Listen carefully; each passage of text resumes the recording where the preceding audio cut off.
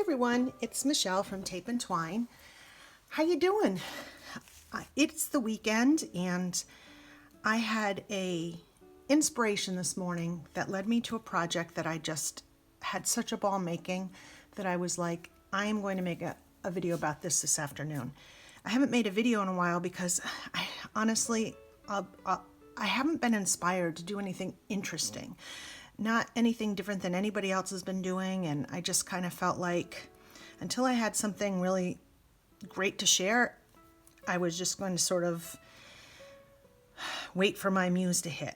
And my muse hit. And as many of you know, I'm somebody who likes to create from already existing things and try to, it's always a challenge to me to take things that are what would be considered, I guess, junk or trash and make it into something beautiful. And I don't tend to work with kits only because I try to use with things I have or things that I've found. So this is a sort of a craft with me, combining all sorts of things that I've found and in a way that really, I think, is super fun, just to sort of let your creativity flow. So this is the little cardboard piece I made. Oops. And it says right here, life is creating yourself, is about creating yourself. And this, look at her, she's got like this leaf on her head. And this is an image from 1906 from St. Nicholas magazine. Now, if you guys follow me on my feed, Tape and Twine and Tape and Twine Vintage, you will know that this past week I had the opportunity to get 5 bound volumes of St. Nicholas magazine to be ordered from customers. And I had a sample one, well, not really a sample one, that I had gotten from the person that I buy from in Texas. And there was just these beautiful black and white illustrations, and I wanted to highlight the illustrations somehow. So that was sort of where I jumped off from. Now, let me go to the next piece. The next piece is, I love finding old photo albums that have like cabinet cards in them. But then when I take the cabinet cards out, a lot of times there's damage to these items, but they're great cardstock and they're usually, kind of aged and grungy. And I was like, there's got to be something really interesting to do with these photo albums. So I have this one, which I love. It's just falling apart, but it's got these great little pages. That's where this comes from. Then I have this photo album. Oops, sorry. See, this is where I'm going to have a problem with this table. And look at this. This is like, I'm guessing like an 8x10, and this is falling apart too. But again, there's this great like cardstock, but it's very old and kind of ripped. So I thought we would make a couple really fun projects using these old photo albums and book pages. And make them into these little mixed media creations that can be tucked in a journal. They could be the cover of a journal to enhance a cover of a book. So this isn't a very good example, but this could be attached to a book and be the cover of a journal. So there's just no end to the things that you can make. So this was the first one, and basically it's just a hat pin and some handwork, and I have some like little tatty ribbons and some netting and some tied ribbon here and a Tim Holtz plate. And then this is the image from the St. Nicholas. Now let me explain to you what the St. Nicholas magazine is.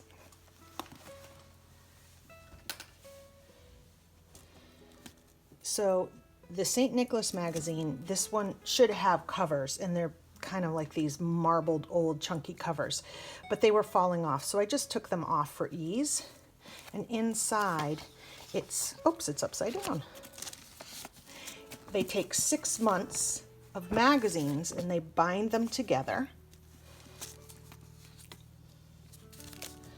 like this. And they have these beautiful images, these drawings. And these were for kids and young adults. So there's a variety of nature and all sorts of pictures inside and photographs. Really neat stuff that can be then enhanced with these old picture frames. So what I did is I removed a couple pages that I really liked. I really liked this one, and I particularly liked this image. I liked that it was labeled. I like that it's very specimen-like and botanical, and I love Jack in the Pulpits. I have some in my yard, and they are amazing. So that's the first sheet. Oh, I'm getting bad light. Let me just close the door a little.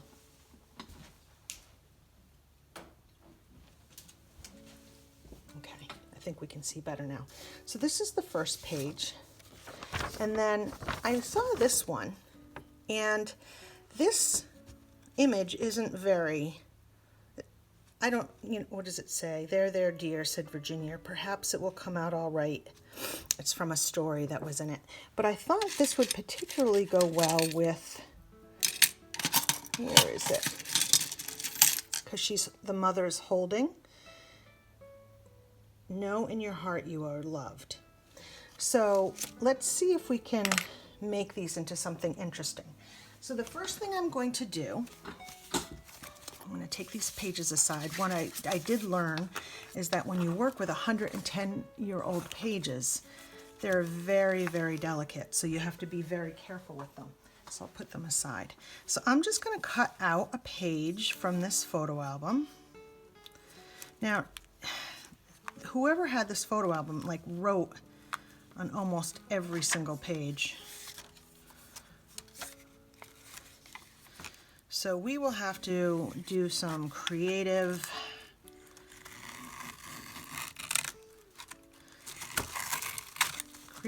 cutting. Creative work. Okay, and then I'm going to cut out one of the bigger 8x10s.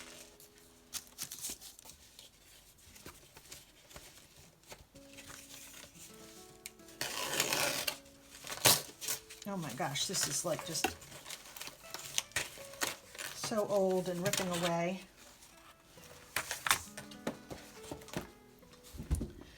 So these are not in the greatest of shape, and a lot of people would just throw them away, but in my mind, there's no reason to throw them away. All right, so let's see if we can isolate the picture and see which one looks good. So here, we'll start with this one. And we can actually capture the whole image. Doesn't that look beautiful? I think that'll probably look really nice in there. And there's a little rip here, but that's easily repairable. And this little slot is what you put the picture in, but I kind of like that for, see how it just, it's so tender. Okay. Actually, it's brittle, it's not really tender. Okay, so I think I like that image very much. So I'm going to put that with the big one. And then this one, see, I really love how that frames that out. And I don't think the big one will do. The big one, there's too much in there. I do like the giant Jack in the Pulpit shows and the number, but I don't like this right in here. So I'm going to save this for the girl and the mom because I think that one looks really good. And I'm going to do this. Now I could, oh my gosh, I'm going to sneeze. I think there was dust in that old album. Oh, I like this right in here. Oh gosh, excuse me, bless me. Okay, so down here it says our common aroid or Indian turnip. So I like that that's identified, and I also like a little bit of this text. I did like when it was framed like that though. So the question is, do I frame it like that? Because I really do like the words up here, and just take the little, I could take the identification out and put that on the page. I think that's what I'm going to do. Okay, so what I need to do is carefully cut. I'm going to be sniffling now. Let me go blow my nose. Okay, I think I'm all set now. So it's kind of funny that somebody who works with old things is allergic to dust. It makes for a very uncomfortable situation at times. So I'm just going to cut it here. Like that. And I know that I want to cut out the identification of what it is. So I'm just going to very carefully cut right across and make sure I save that. Now, what I learned from doing the last one is to not glue it in until you're ready, because it's so delicate and fragile that you want to do that at the end. So I'm just going to visualize it and see which side I like better.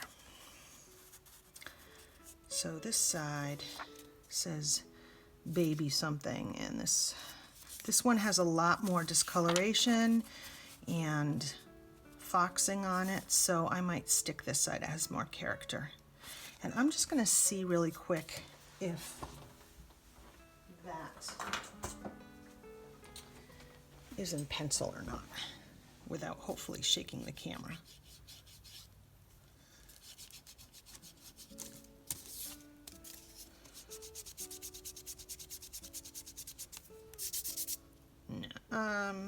No, it's in pen.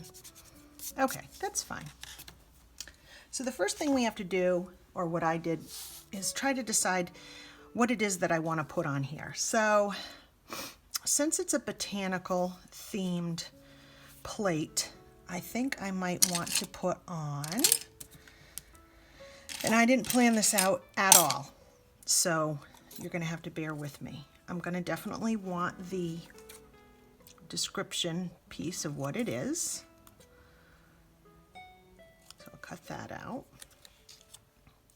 And I can probably put that down here on something, and let's see what else I'll want. I think I have some, let me get in my ephemera book. My big giant ephemera book, and I know I'm not on screen right now, but I'm going to just grab a few things. I have a fern, couple ferns, and let's see what else I can find in my great big fussy cutting ephemera book. Since it's nature, you know, I might want to put a few little nature-y kinds of things on there. It is black and white, so I'm not sure how much I want to, how much color I want to put on. I'm just going to flip through and grab a few things that speak to me. Ooh, how about a mushroom? I'll put some of my mushrooms over here. And let's see what else I have. I do have some of these washi stickers that are in the browns, so that might be nice.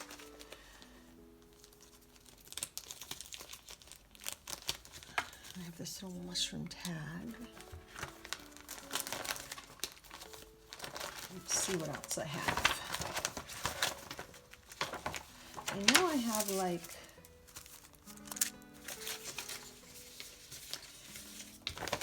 some labels, or I have some butterflies. Let's just grab a few though. I don't want the whole bag. And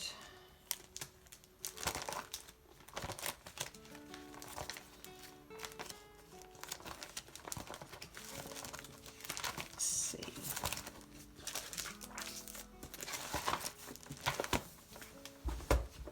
In my smaller book of ephemera,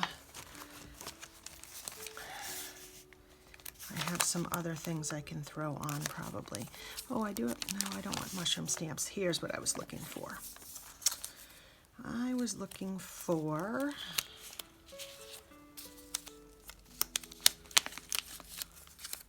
some of these little labels. I don't need a from and a to.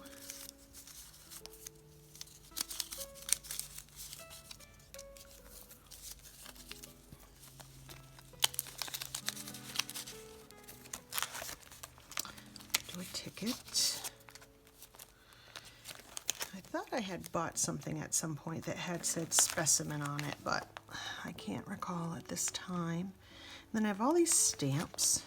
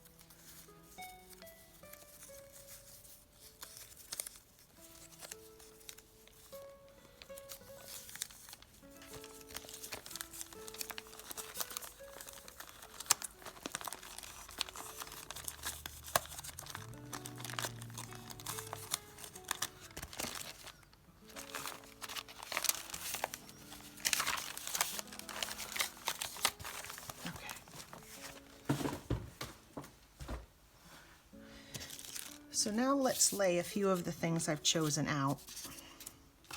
Make it a little bit easier for me to plan. I have some butterflies and some tickets, some stamps. I know I had something from the specimen. I know it. I just can't recall which one it was in. Pretty sure it was a Nick the Booksmith one.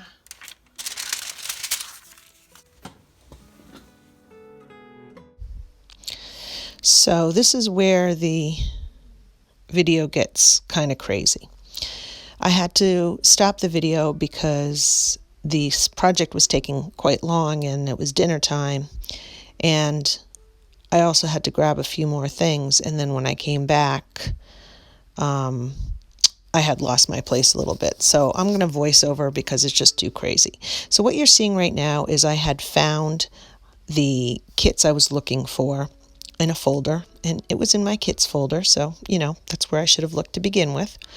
And I believe, I'm not sure where the specimen tag went from, but the labels were a Nick the Booksmith kit of just like basic kind of things. And then this is a Tracie Fox kit, and I really love Tracie's kits. I don't buy a whole lot of kits, as you know, but I like to have kits as sort of the addition to, they're very easy to add to things that I've found on my own, and vintage items that I've gathered for a project. So you'll see me using Tracie's kits later on, and I will try to figure out which kits they are and put them in the description below. So here I am just trying to just review what things will look like with it. I don't want to attach the picture yet because it's so delicate, but in order for me to kind of start playing around with balance, I need to start, you know, doing that. So here I am cutting it out, and this is the little label, and it's far too big for these labels. So I'm going to end up using a kit that Nick the Booksmith put out that just basically has a bunch of utilitarian items like book plates and clips and labels. You'll see it soon. I'm not going to end up using this label, but you will see it as I see. This is too big for the space.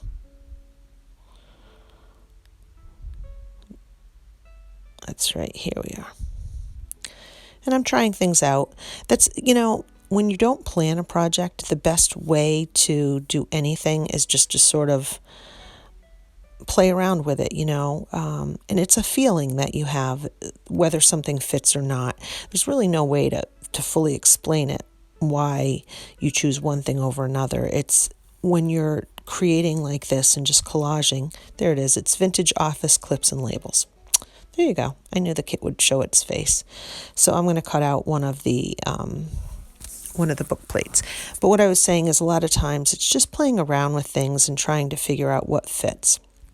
So I like this little paper book plate, and I decide I'm going to use it. I'm going to have to trim off part of the identifying label, which is fine because I think it was like the genus name and then the nickname and stuff like that. So I can just choose one or the other. And, fussy cutting is not my forte, so I'm going to end up fussy cutting this piece out, and I'm not going to like how I did it. And it's going to end up bothering me, and I'm going to go back and have to cut another one out. So I'm going to apologize for that in advance. The other thing, too, is, okay, so here we see that it's going to work. The other thing that you're not going to see on camera that happens, and I apologize because when I was making this video, there was a lot going on in my house, and I kept starting and stopping and starting and stopping. And I think what ended up happening was I thought the camera was recording at times when it wasn't. So there's some big holes in when I tried to edit this video together. There were parts of the project that didn't end up being recorded, which is just silly. But one of the things is, if you see to the right, there's a couple of ferns that are on paper that I'm going to attempt to fussy cut out, which I have done these ferns before, but they're very tedious. And as I'm doing it, I realized that I had been pressing and drying ferns all in the fall, and I had a box of pressed real ferns. So why was I fussy cutting fake ferns or a picture of a fern when I actually had actual ferns available? So part of what is missing is when I realize that and decide to stop using the paper ferns and just use the actual real thing.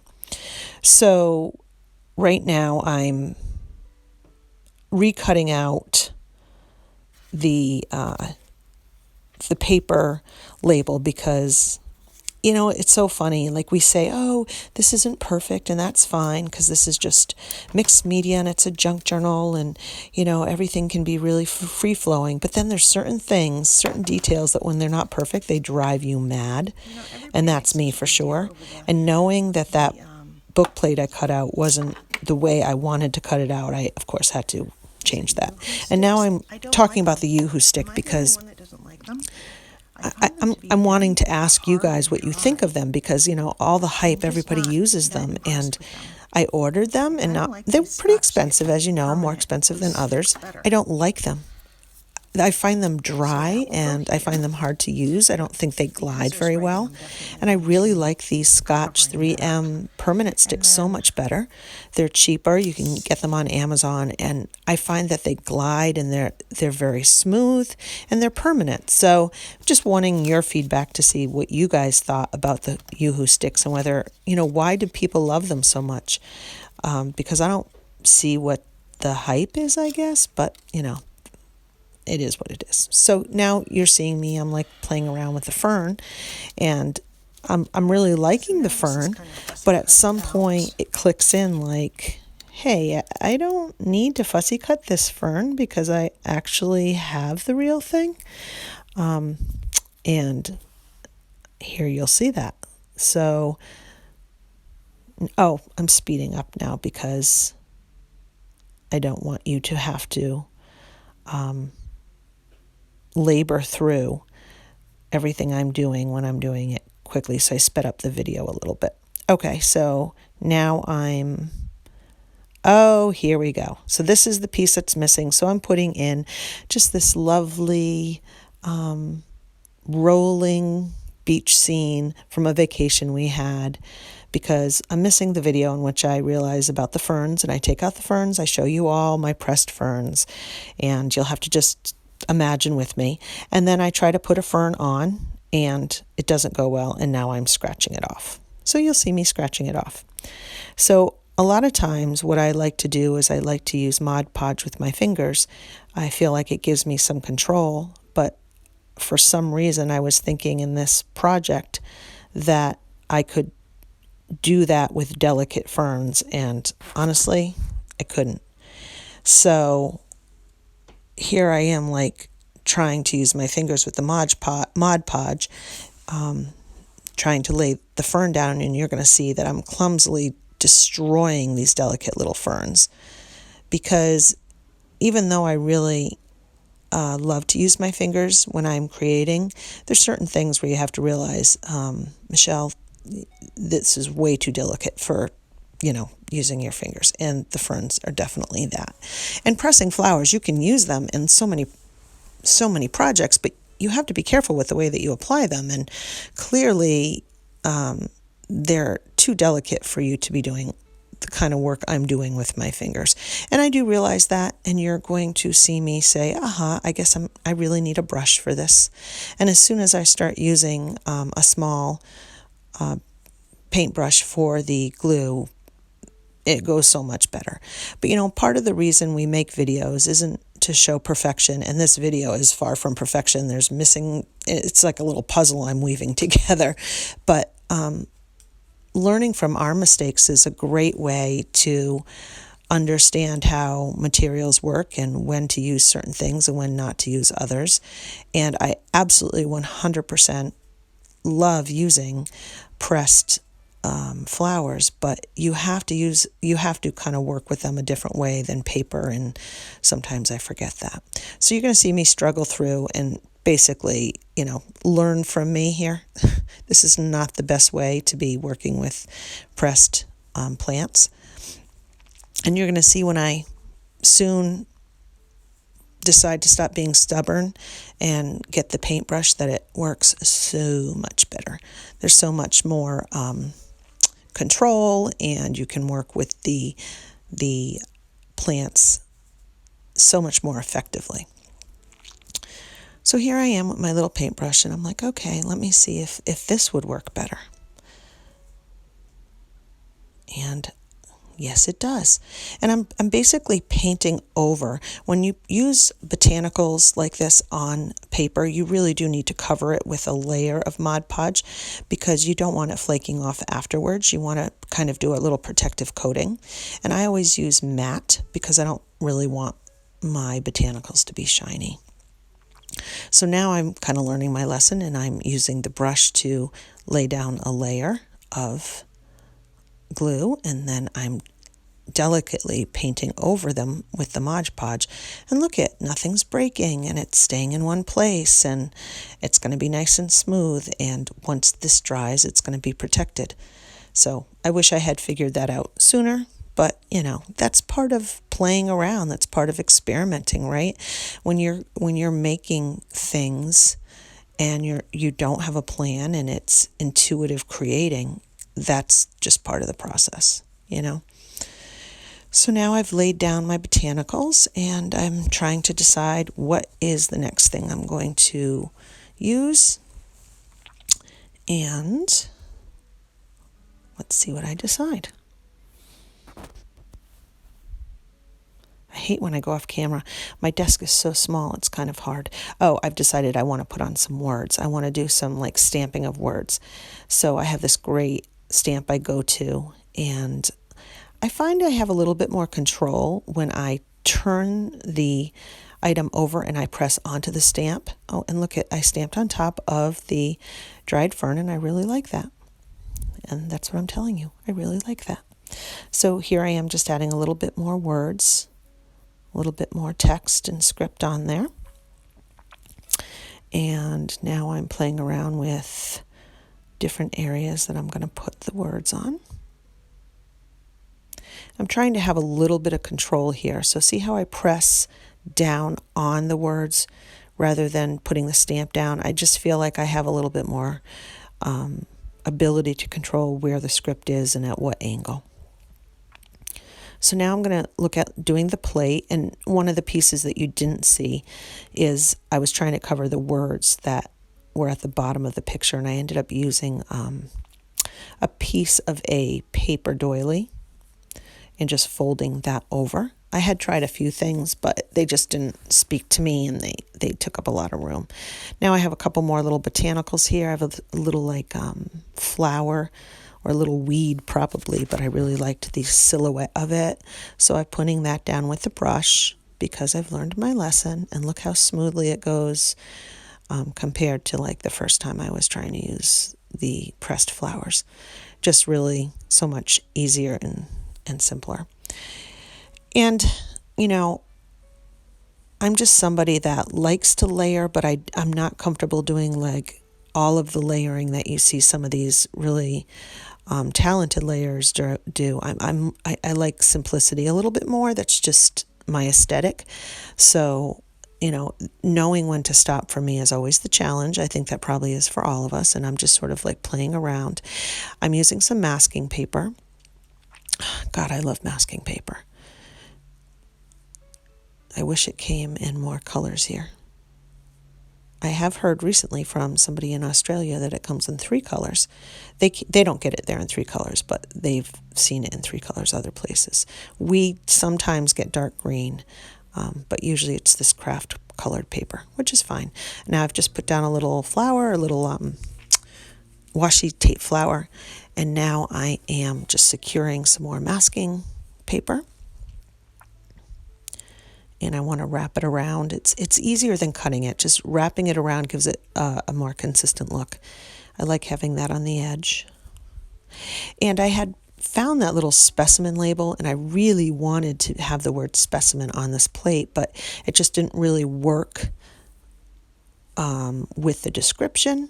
So I end up realizing I can take the little specimen label and fold it in half and stick it on and finally get my little word specimen in there.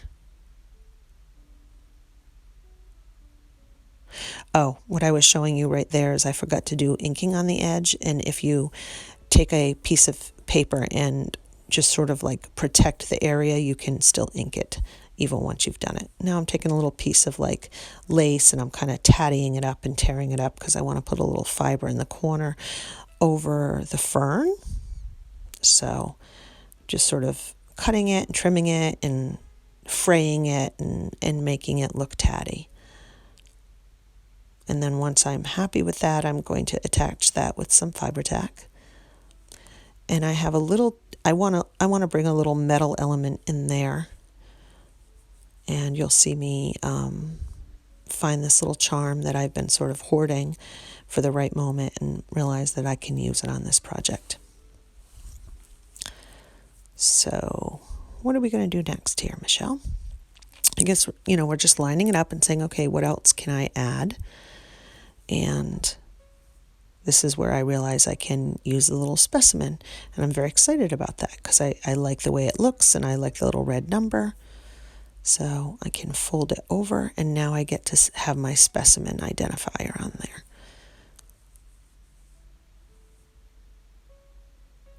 And there we go. So now we're getting close to being done on this one. And even though the paper is 110 years old, it is really still very bright. So you're going to see two at the end of this voiceover piece that I'm going to come in and dampen it down. There's my see the little penny? Isn't it adorable? Great little penny embellishment that I've been holding on to. So I like the back better. I just like the building on it a little bit. I think it goes better with the illustration. So I'm going to glue that on with fiber tack as well. And that just sort of gives that little copper element that also enhances the paper book plate at the bottom, because that's a copper looking book plate. Even though it's not real metal, it has that, it's a photograph of copper, so it kind of like enhances that, kind of brings that continuity to the piece. And now I'm pretty much done. Now I just realize, okay, I need to bring in the illustration, and I'm going to bring that in and dampen down the brightness a little bit But one of the things I realized, and I'm showing you here, is that the paper is very, very delicate and it's unsupported. And the first one I did, I didn't realize that you have to glue it down to cardboard first. You need something that you can attach to the back of the frame that gives it structure and protects that picture. So I have a little piece of cardstock here, and again, this paper is so delicate that while I'm gluing it, it tears. And that's just, you have to be so careful with it. It's not that big of a deal because you can just put it back together and those little tears just make it look a little bit more old and tatty. But it just goes to show, if you had just glued the paper to the back, then there's no support behind the picture, and it's just, you need that backing. And now I'm going to spritz some Distress ink on it so that it dampers down some of that brightness. Okay, so now you guys can kind of see it's going to have to dry. And that rip that's a little bit through here, it doesn't even bother me because that's going to be all part of the aged look. But it would have bothered me if I couldn't use it, because that would have been really bothersome. So I'm going to put that aside just for a minute so it can dry, and we'll work hopefully really quickly on planning this one. Now this one, because it's a girl and they're Victorian, I think, all right, let me move some of the things that are more delicate here, because then I'll be upset later if my ferns are all broken, because I'm not being careful. I'm definitely going to want this to be a little bit frillier. I know that the context of this picture was probably like she was sad, but I think it's whatever you put the words with that makes the meaning. And knowing you're loved, it looks like she's hugging is what I think, or reassuring. Let's see which side is better. Ooh, that side is definitely not better. And I don't know what I think about this. Well, I guess I don't mind that it's a little tatty, so I'll leave it on there for now, because I'm not sure what I'm going to use this for. And if this is a cover, I might want to glue that on. Okay, so let's see. Oh, that's what was making me sneeze, is the glue that's in that, because I could feel it as soon as I did that. Okay. So the first thing we need to do is, this is very, very delicate. So I need to put a little bit of glue in here just to stick it down. And this little slot here, I'll figure out what to do with that slot in a minute.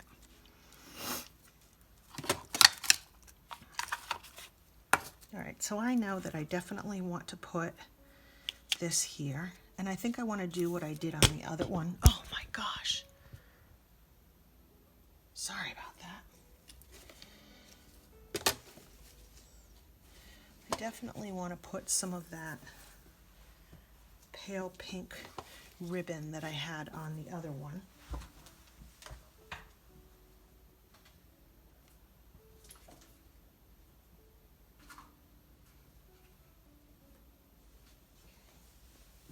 So I have this like very vintage, kind of, I guess it's organza, or it's not silk. And then I have some sari silk. So what I did on the other one was I measured out a bit and I cut it.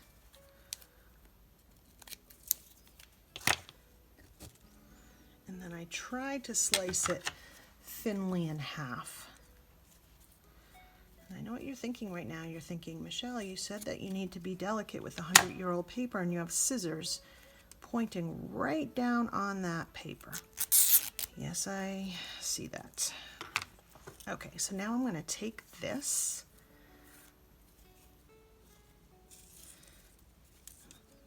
I'm going to lay it flat. I'm going to take this one and lay it flat.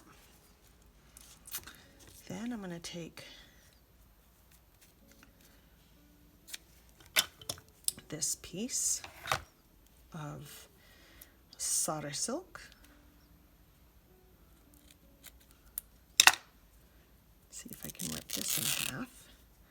And this, as you guys know, just gets so tatty so easy, which is awesome.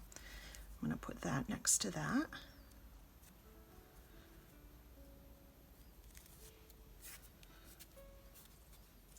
And then I'm going to use some black thread.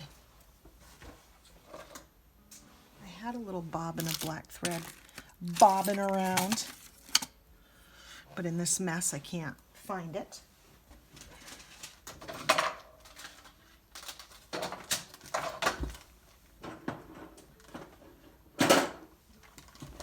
Actually, I have this brown. I keep, you know, when I get little like bird's nests, when you're sewing and everything gets caught up, I put them in a little basket just for this reason, for stuff like this. I'm going to lay this down.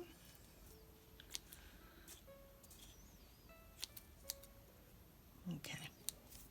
So now I have 2 sections of different color pinks and some brown thread. And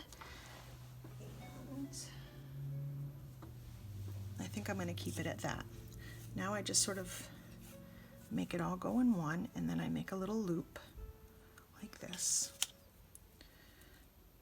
Try to pull it through here and find that little center area.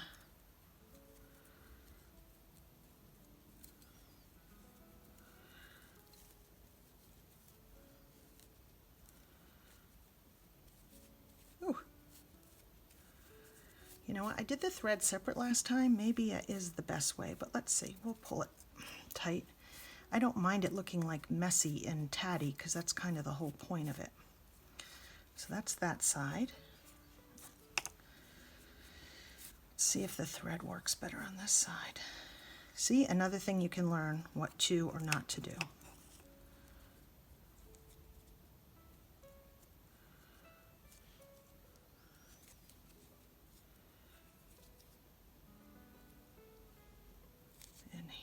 Go. There's that center. Push it through. Try to get everything in and then pull it tight. That one went a little bit better. Okay, so now when we put this down, don't trim to the end. I can glue that right on top of that little area here, and that'll be fine. And I'm probably going to want to put something down on it anyway. Let's see if I have any like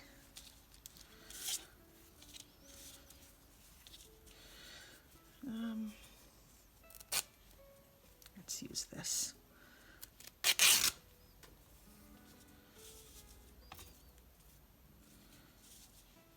Yeah, I like that.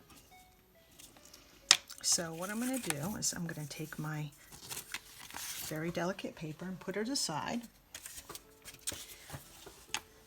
I'm going to take this and I'm going to just kind of dirty this up a little, grunge this up just a little bit.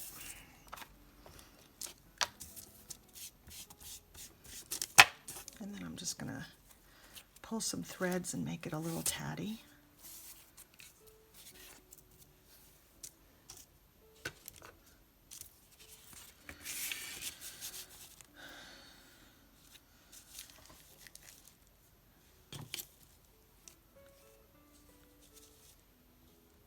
That's good.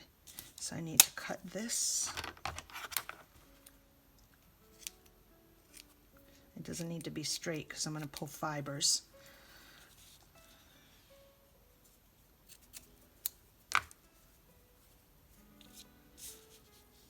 It's a little long.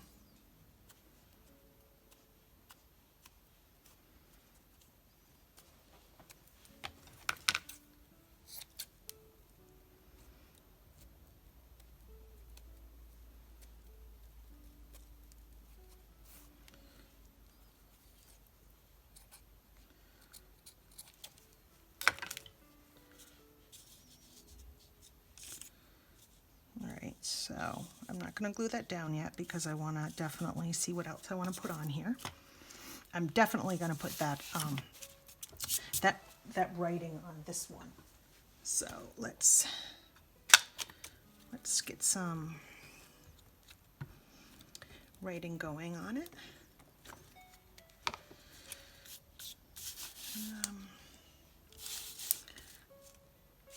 Let's see.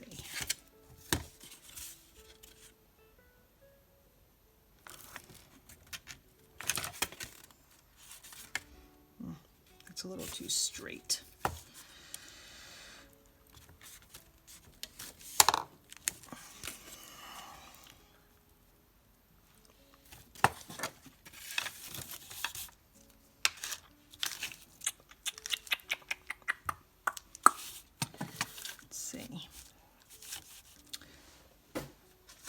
Maybe get some paper that comes down through here. Yeah, I like that. Or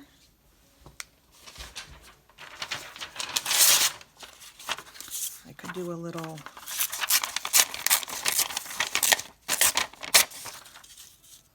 no, I don't like that as much.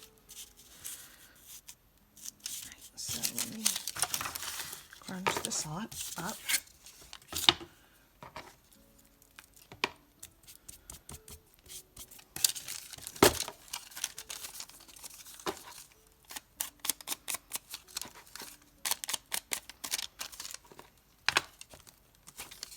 I might use music paper after, but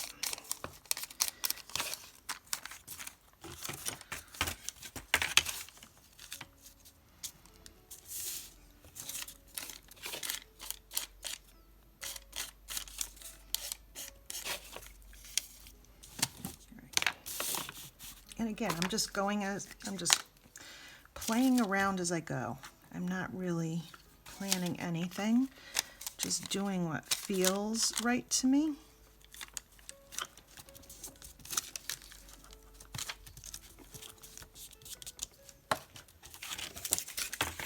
And I always just wrap it around just so that it's consistent.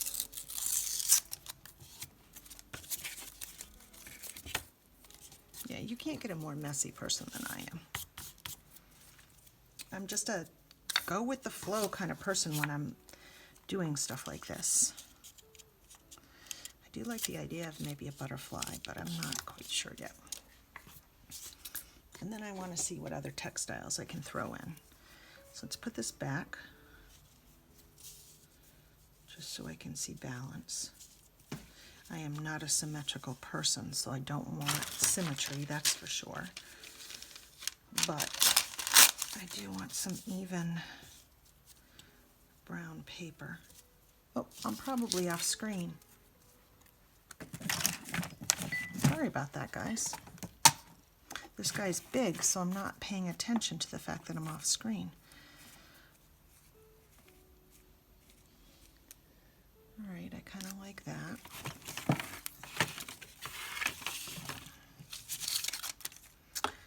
I might actually put the words on the paper for this one. Let's see how that goes.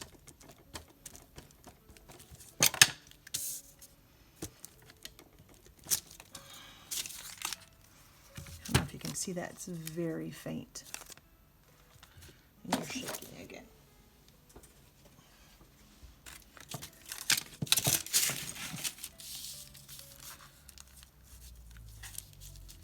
Oh, I like that.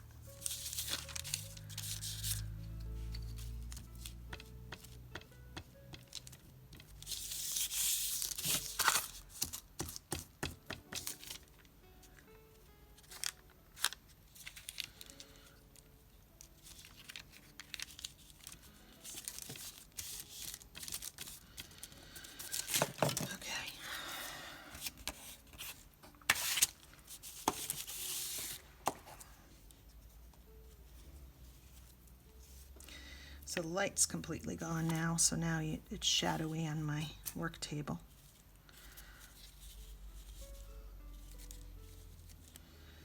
And let's see what other textiles I can throw in.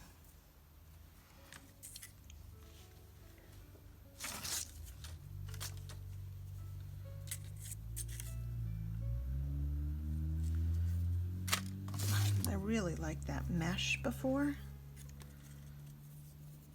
I think the mesh is kind of effective. So I think I'm going to put some mesh up here.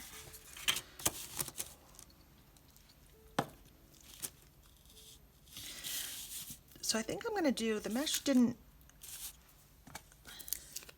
when I did it, I used a little fiber tack, but I think what I'm actually going to do for the mesh this time is I'm going to put a little Mod Podge in. Now this is one where I can use my finger. And the reason I'm going to put the Mod Podge in is just because I want it to really, ooh, oh shoot. Oh my gosh, I make such a mess. It is unbelievable how messy I am. If you just saw what I did, I think you know what I just did. I just spilt Mod Podge all over my desk. Ugh, yuck. All right, get back to work because it's all drying now. Like, you should have used a brush.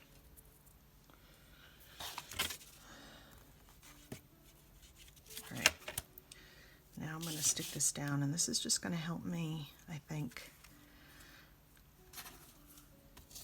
keep it in place. Well, we'll find out if it does or not. Better than the fiber tack did. And I'm going to use a little fiber tack too. It's just, I think I'm going to use this to just sort of really make sure I'm going to put the fiber tack on the edge.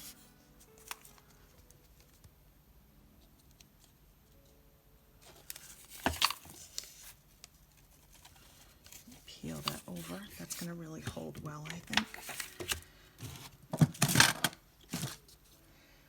Oh my gosh. I am like a train wreck. Bull in a china shop. That's always what I've been known as. I blame it on being left-handed, but it's really not about that. It's just, I'm just who I am. Okay, so this goes on here, and I have that up there. Now, is it going to be too much?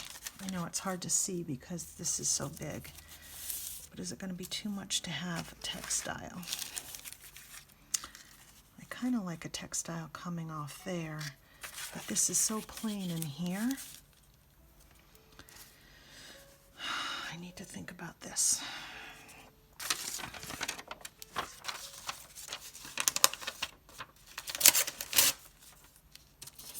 Would I put something underneath that sort of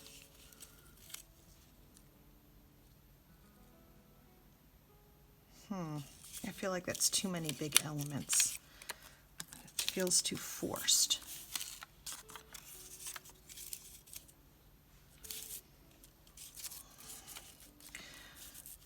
I like layers, but I don't like things to feel like a big thing here, a big thing there. I have to just, it's just going to come about sort of organically for me. I don't mind the music there in the corner. I don't know if you can see that.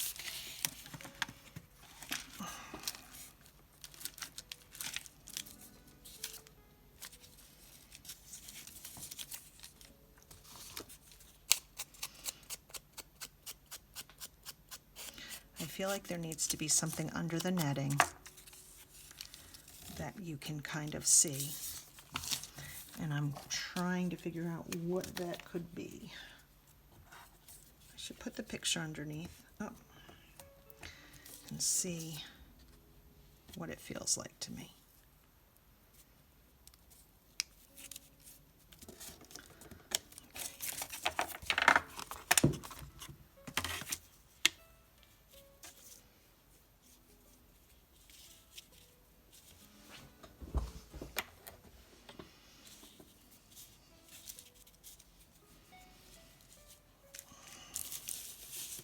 All right, what could I put underneath?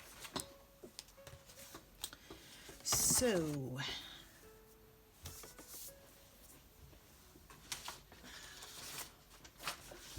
this is where I might reach for a kit to get something really beautifully graphic.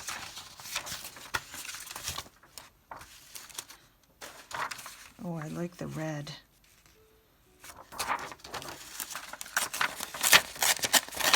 And again, this is a kit by Tracie. Let's see what this will look like under there.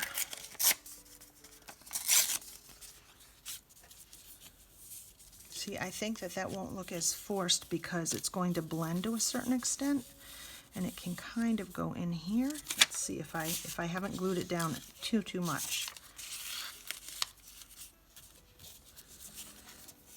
If I make this a little bit grungier, let me put this underneath and see how this looks.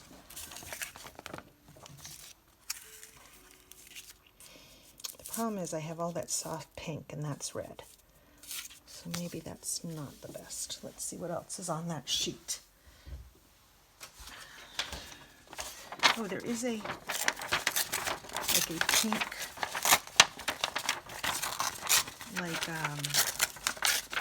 is it a primrose maybe? Let's see if the pink primrose makes more sense. Oh, I could have it coming out from under there. Oh, I like that. Okay, so I like to tear, and then I'm going to get my ink.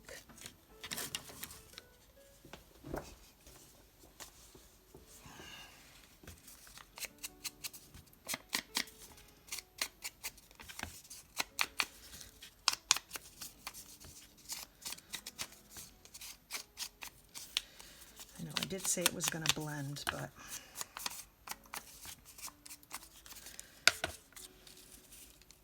maybe I'm going to rip a little bit closer to this.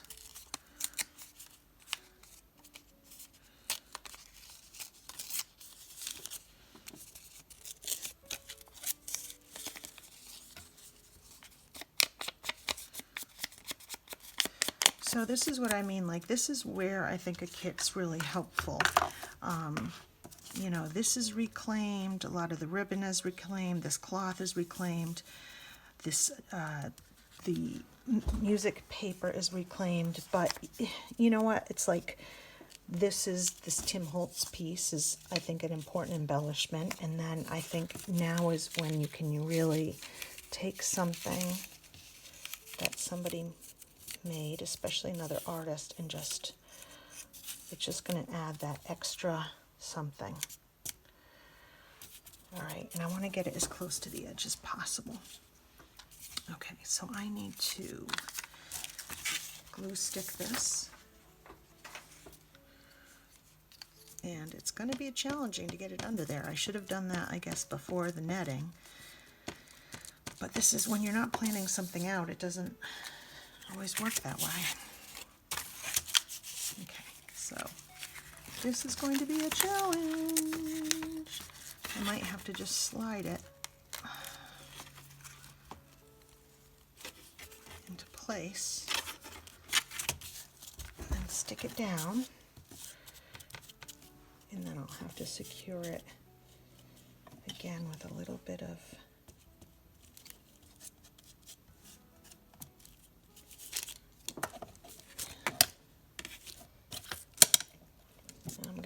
some fiber tack on the edges, and I'll put a little on the back so I can stretch it,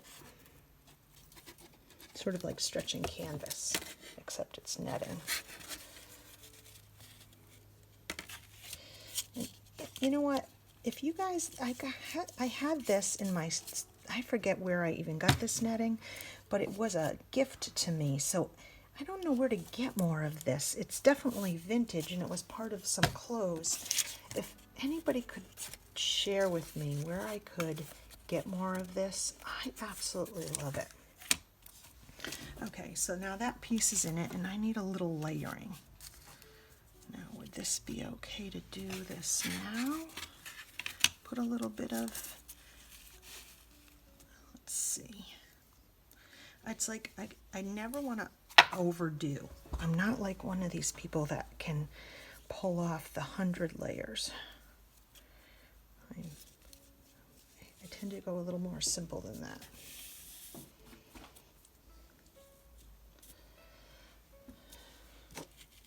But I actually don't mind that. So, and I think it's pretty good with the pink. I might go in from the corner.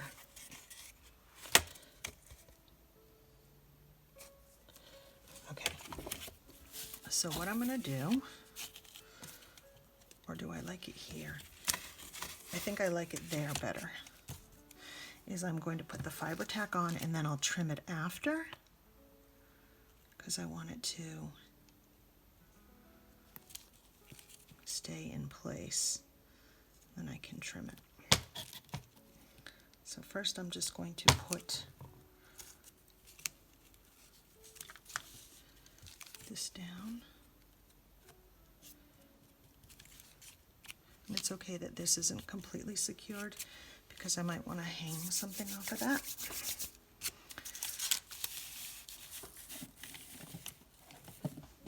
Sorry it's so big, guys.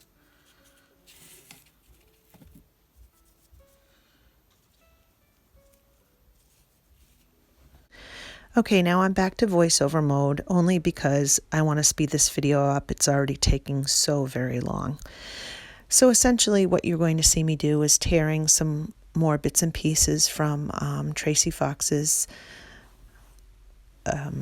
kit and just finishing off this frame collage and just the way, you know, until I'm happy with it. And basically the way this video ends is I leave for a second and don't realize that my video is not recording, so we don't have the last part of this project, but I think it's pretty self-explanatory. The smaller frame, which is the botanical frame, is drying. I'm going to finish this frame and then I'm going to spritz the girl and the mom with some ink, just as I did the other one, and let that dry. And then I finish off both projects by mounting them to cardstock and then gluing them to the back of the frames. You know, I don't think you need to see that piece to know how it ends. I will just say that I make sure that both of the delicate pieces of paper are mounted on cardstock, and then I tend to put something decorative on the back of that cardstock, just in case I don't end up using this as a cover. I want the back to be pretty. So I use wallpaper on the botanical one, I believe, and I use maybe some music paper on the back of the one I'm working on right now. The last items you'll see in lieu of not having video are some still shots of the projects while they're done so that you can see some of these details up close. And I will finish off the video with some adorable little video of my Piper girl, my little doggy, cuddling with all her stuffy, because I don't have the proper video I should have to end this, and honestly I don't think it's needed. So you can watch if you want to see how I finish it. You can stop. The only thing I ask is, usually my videos are a lot more cohesive than this and not a bit of a puzzle. So if this project did help you and you found that it inspired you, I hope that you'll like it. And I really would love for you to subscribe. I do a variety of projects, and I'd love to have you guys as subbies. So I'm going to stop talking now and let you enjoy the rest of the video if you choose to watch it. And I thank you guys for tuning in. Bye.